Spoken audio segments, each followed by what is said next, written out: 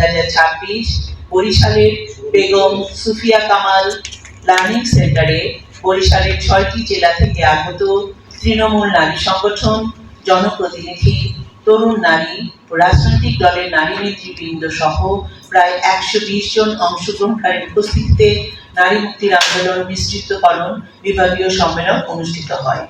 এই সম্মেলনের মূল লক্ষ্য ছিল নারী আন্দোলনের স্বতন্ত্র ধারা বিনির্মাণ, চলমান রাখা এবং বিস্তৃতি ঘটানো।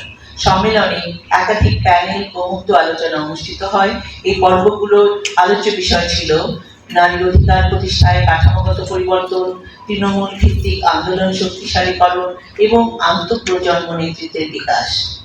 সহিংসতামুক্ত নারীর জীবন নিয়ে আমরা যে আলোচনা করেছি সেখানে মূল বিষয়গুলো ছিল আইন, আদালত ও বাস্তবতা, সামাজিক প্রথা ও মূল্যবোধ, মানবিক সম্পর্ক, ভালোবাসা, সম্মান এবং ক্ষমতা, ব্যক্তি জীবন ও জনপরিসর।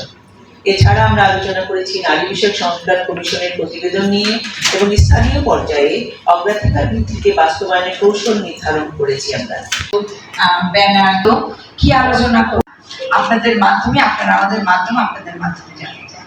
সেই জন্য আমি এখন আমার বন্ধু কামনের কাছে দিব, আমরা সেটা ভাইয়া আমার 1 তারিখটা ঢেকে যায় তো ওই জন্য একটু সরে বসছি, বুঝছেন না? 1 তারিখটা নিচে ব্যানারটা অনেকটা সময় নিয়ে আলাপ করে গুরুত্ব আরোপ করা হয় তারা বলেছি এবং করণীয় নির্ধারণ করেছি এবং প্রত্যেকটি দলে প্রায় 20 থেকে 25 জন অংশগ্রহণকারী উঠে এসেছে। তার মধ্যে উল্লেখযোগ্য হল আইন আদালত বাস্তবতা নিয়ে আমরা অনেকেই